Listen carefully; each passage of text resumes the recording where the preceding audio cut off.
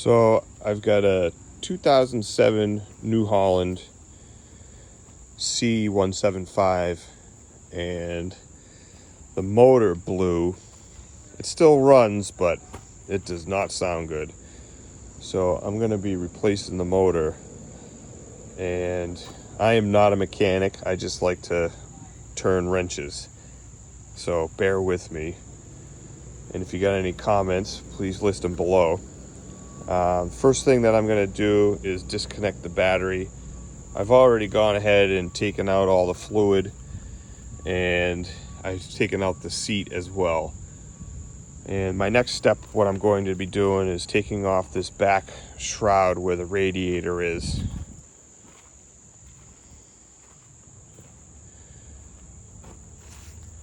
I'm going to take this top portion off, take the door off, take the radiator out, and inspect the radiator because it looks pretty beat up. I may get it re-cored. And then once I get that off, I'm going to go ahead and start into the motor, removing some of these lines. I'm going to try to keep as much as I can together and get the engine rebuilt. It does have AC that's not hooked up right now, and the heat is not hooked up as well. I was told that there's two different motors. This is a Shiboa N844T, and there's two of these motors, and what you have to do is you have to measure from the water pump down to the crankshaft. One is 10 inches and one is 11 inches, and you have to know that so that you get the right motor, because the fan will not fit in the shroud. So I'm going to set up my tripod and get to work here. And if you have any comments or suggestions, please, I'm more than open to it.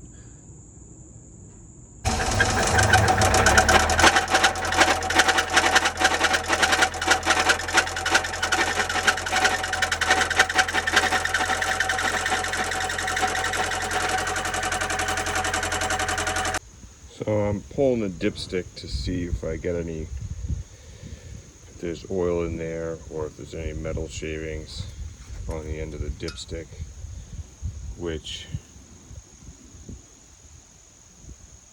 is kind of hard to tell. It looks fairly clean, but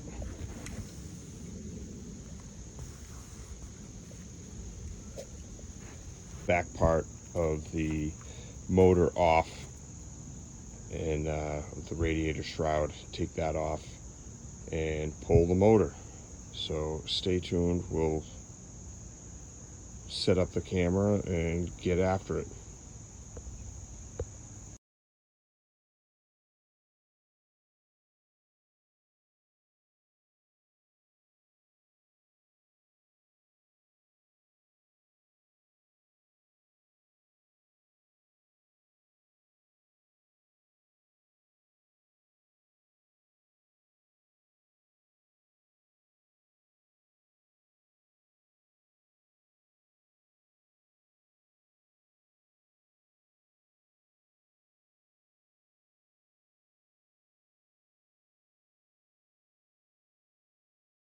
All right, so a quick update. I've gotten the back door off, pulled the fuel lines off, and what I did was I just stuck them back into the tank, so that they can drain. I took the air filter hose off, so now you can move the air filter out of the way.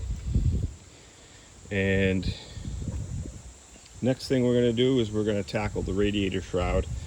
The exhaust on this is a little bit funny. They're not really easily removed, and maybe I'm just not doing it correctly.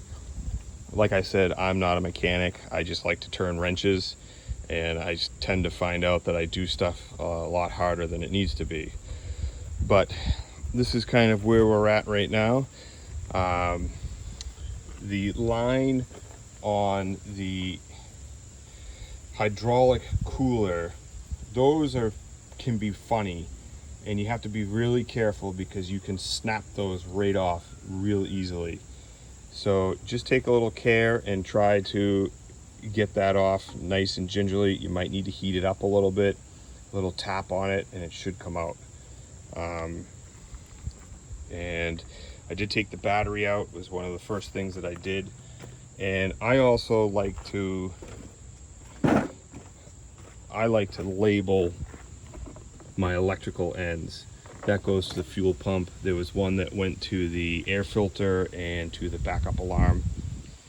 Some people may need to do that, others may not. I find it helpful because I get to the point where I take the stuff apart and then I go, where did all this go? So that's why I do it. So I'm going to put it back on the tripod and we'll just keep on going.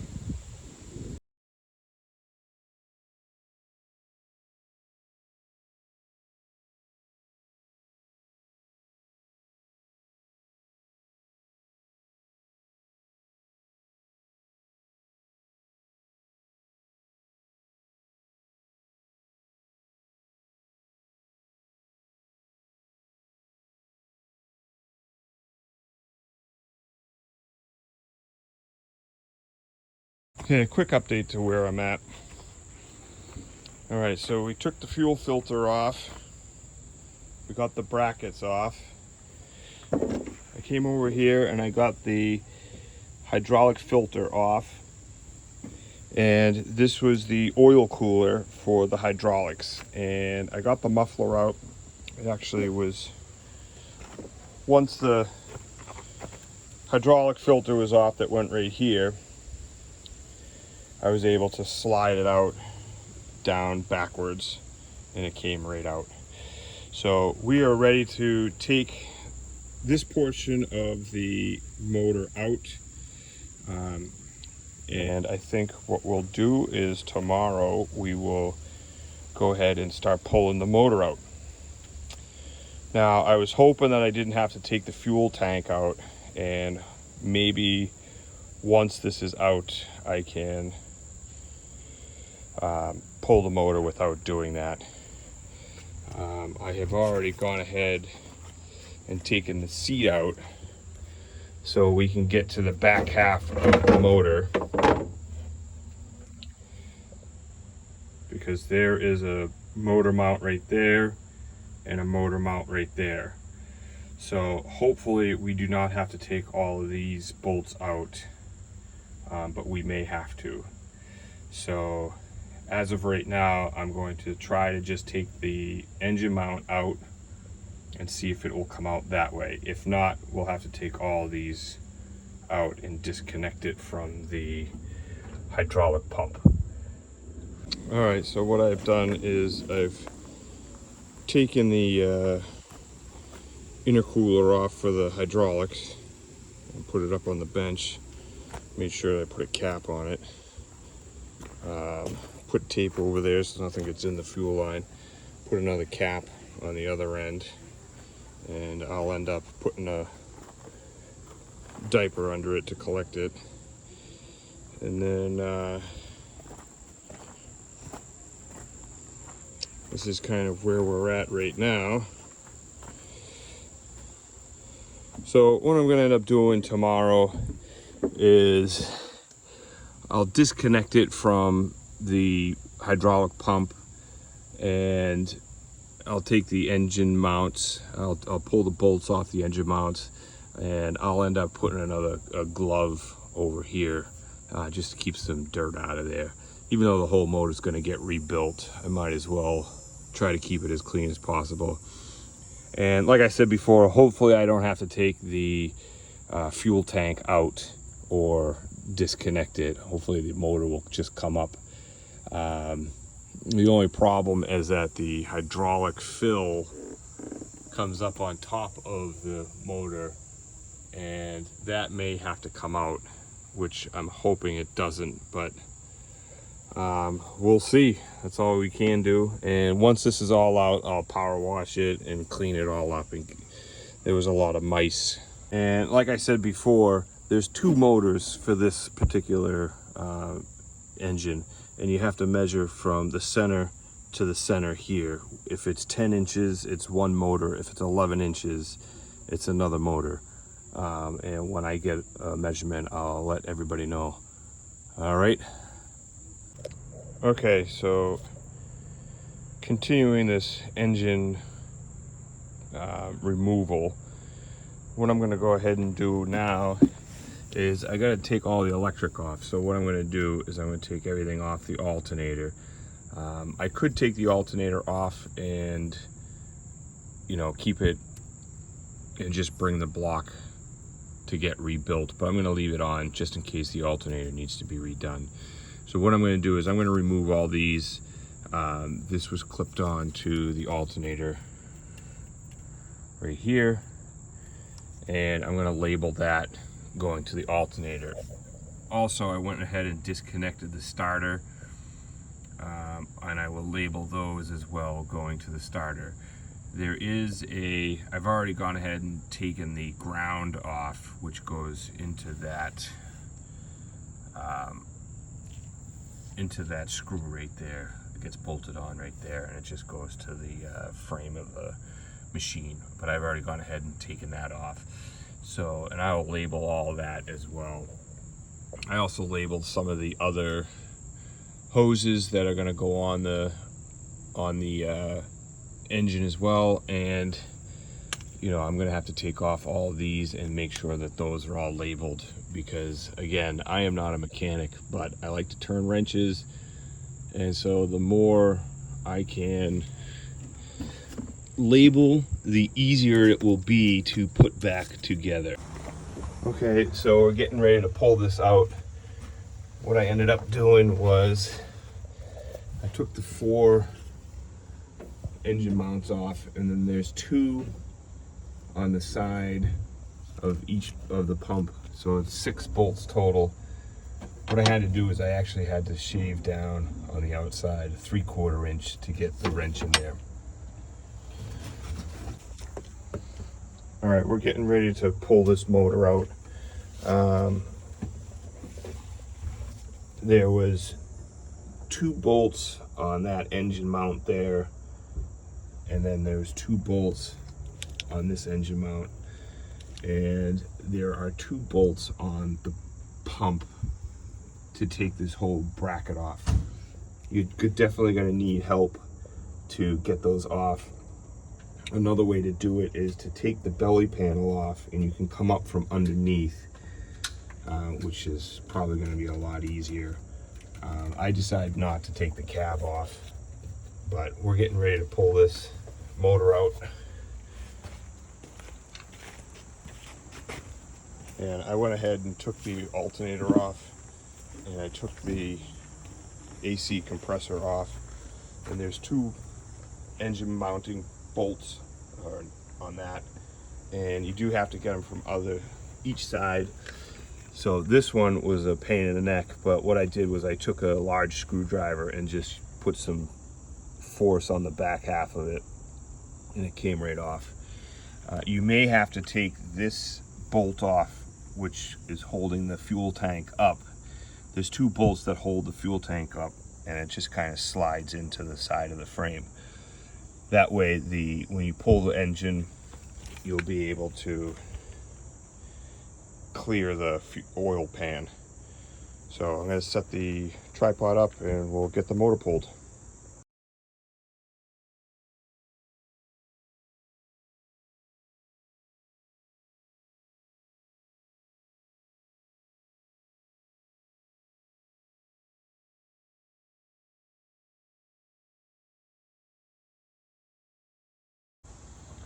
Okay, so we got the motor out, and we have to take this plate off because we got to take the flywheel off.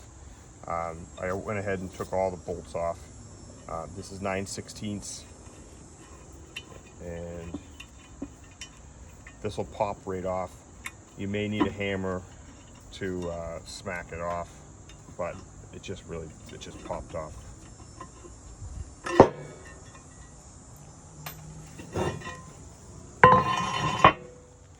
So now we're gonna have to take the flywheel off, and we're gonna leave this housing on because they want that for the rebuild. So we're gonna have to take these off. They look like 3/4, maybe 5/8, and we'll zap those off and see if we don't need hopefully we don't need a puller to pull it off. It'll just come off, but we do have a puller if we need to.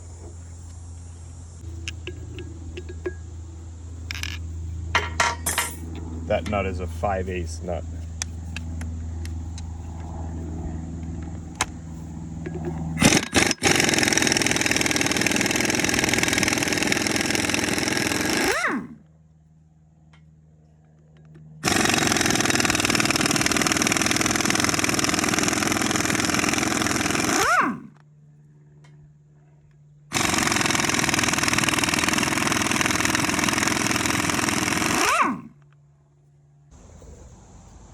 Now that we got the plate off, we're gonna have to take this plastic piece out, and it just sits in there. So you just use a screwdriver and it will pull right out.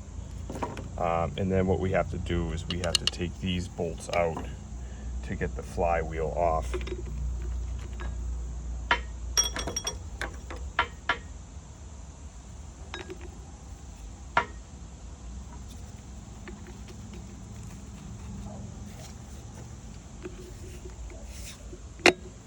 And again, this is a 9/16.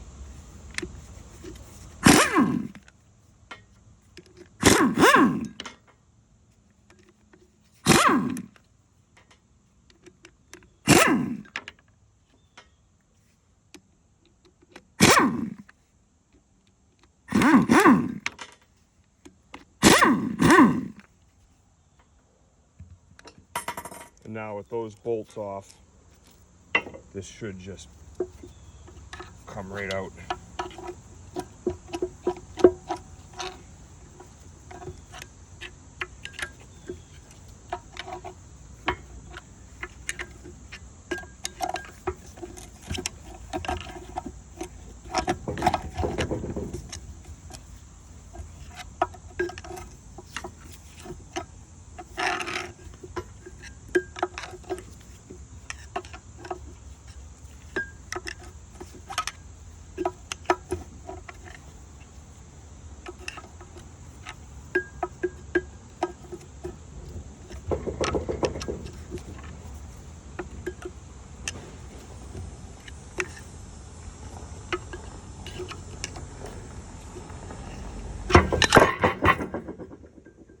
Just like that.